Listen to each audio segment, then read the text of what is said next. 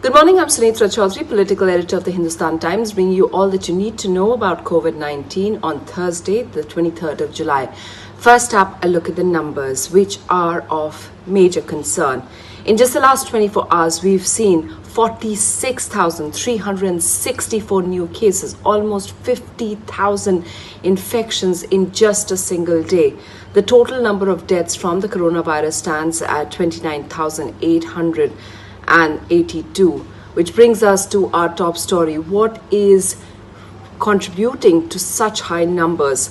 Well, Maharashtra by itself became the first state that had more than 10,000 new cases just a single day. The state now has 1.3 lakh active cases and over 8,000 cases have been registered on average daily for the past 6 days, just showing how the situation has been of major concern in the state. Now, one of the worst affected is Pune over there because it has had the highest number of cases in a single day, over 2,000, followed by Mumbai. And authorities say that while they're seeing the spikes, they do have enough beds. They also say that the spike can be attributed to the large number of testing that is going on in the state. But just to show all of us that the situation with these high numbers is of concern across the country. The next story that we have is that a lot of people who have had coronavirus feel that now they have a protective antibody which will prevent reinfection. But new research now says that the antibodies could have a shelf life, that they could be fading fast. The research, which has been published in New England Journal of Medicine, found that these antibodies could have a half-life of as low as just 73 days. They say that especially those who've had mild symptoms of the coronavirus may not have extended protection from reinfection. However, researchers point out that a lot more research is needed because there aren't too many cases or they don't have much evidence of reinfection. So that's something to keep in mind.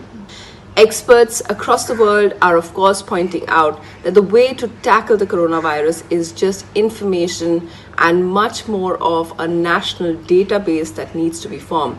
In this database, they suggest we need information about surveillance, about home isolation, and about the testing time that's taken, and for then isolation and contact tracing.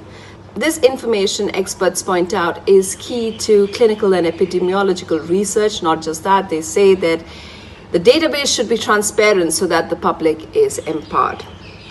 In these tough times, businesses across the world are having to take unusual methods. One airline in South Korea flew its Air 380 to nowhere just so that it could keep its crew trained. They did this 20 times over the last few months. Asiana Airlines, in fact, is having to cope and had to take this measure at a time when a third of the world's fleet is grounded. The other alternative was that they flew the crew to Thailand where there's a simulator. However, this wasn't possible because of the travel ban. And finally, let's end on a good note. And India has now developed its first locally made antigen testing kit. It's been developed by Mylab and it is available immediately, priced at a reasonable 450 rupees.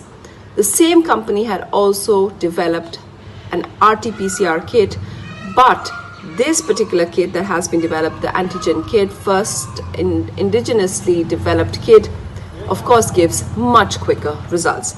Those are the news updates for now. You can keep tracking them on hindustantimes.com.